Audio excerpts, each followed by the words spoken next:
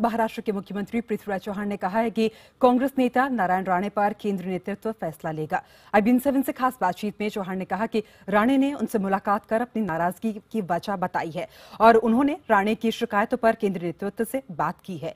चौहान के मुताबिक राणे 9 साल पुरानी बातों को लेकर नाराज है।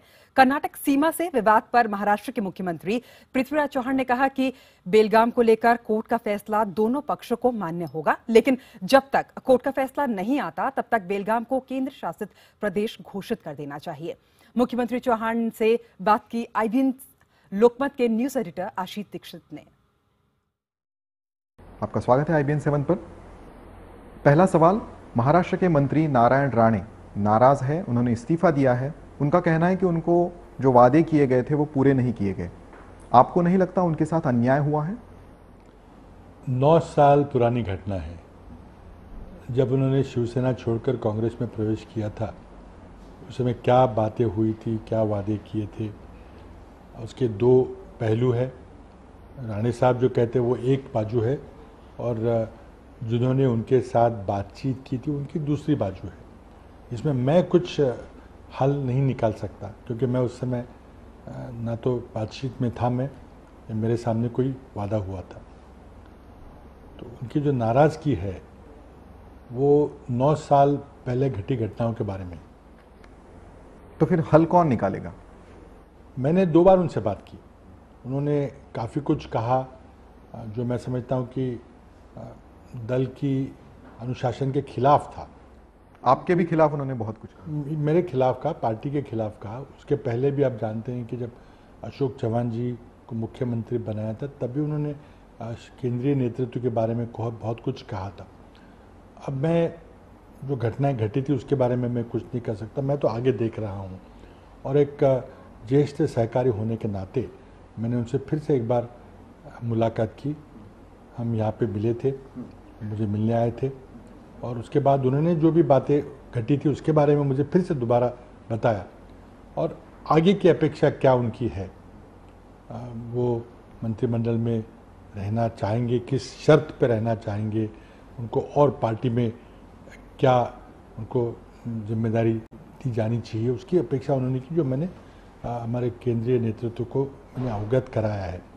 तो उसके बाद अब के बारे में जो फैसला होगा वो केंद्रीय नेतृत्व में होगा या उनका अपना फैसला होगा। पर आपको लगता है उनकी नाराज़गी केंद्रीय नेतृत्व दूर कर पाएगा? मैं उसके ऊपर कुछ उत्तर नहीं दे सकता। पर आपको लगता है नारायण राणे कांग्रेस में रहेंगे? मैं समझता हूँ उनका निर्णय है। पर आपको उम्मीद है वो रहेंगे? उनका निर्णय है। उन्होंने जैसे कि बातें मेरे को खुद कहा था कि वो पार्टी छोड़ने का विचार नहीं कर रहे हैं, लेकिन उनके सामने जो भी पर्याय है वो देख रहे हैं।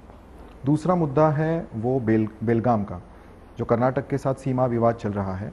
उस पर शिवसेना ने आप पर आरोप लगाया है कि आपकी सरकार नामर्द है और मराठी लोगों के हितों की रक्षा करने में असफल रही है। कि ये बात तो आसान है आरोप करना, लेकिन आप जानते हैं कि बेलगाम का मुद्दा ये न्याय प्रविष्ट है और दोनों राज्यों ने तय किया है कि कोर्ट का जो भी अंतिम फैसला होगा उसके अनुसार हम चलेंगे। कोर्ट का फैसला अभी तक नहीं हुआ है। अब ये बात सही है कि बेलगांव ने पुलिस ने जाति की है, अत्याचार की है। मैंने कल ही कर्नाटक के मुख्यमंत्री से बात की और उनसे बहुत गंभीर स्वरूप से शिकायत की है कि आप कानून हाथ में मत लो। पुलिस आदमियों की सुरक्षा के लिए होती है, ना कि वहाँ के आदमियों को। एक विचार उन्होंने व्यक्त किया है और वो आज नहीं किया है।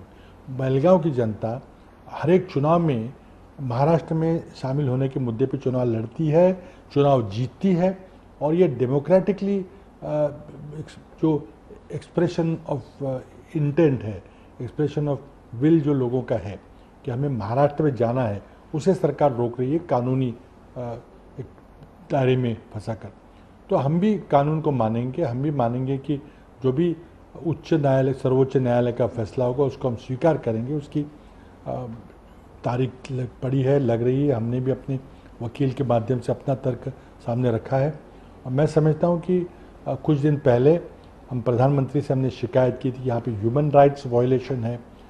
मराठी लोग ये अल्पसंख्याक है, भाषिक अल्पसंख्याक है, उनको संवैधानिक अधिकार है, उन अधिकारों का हनन किसी हालत में नहीं होना चाहिए। इसकी अगली कार्रवाई प्रधानमंत्री के बाद जाकर हमने ये भी एक सदन ने आम राय से एक रेजोल्यूशन भी पास किया है। जब तक इस बात का फैसला नहीं होगा कि बेलगांव महाराष्ट्र में आएगा कि नहीं, तब तक बेलगांव और जो सारे परिसर को केंद्र शासित प्रदेश घोषित किया जाए। ये भी मामला केंद्र सरकार के पास प्रलंबित है।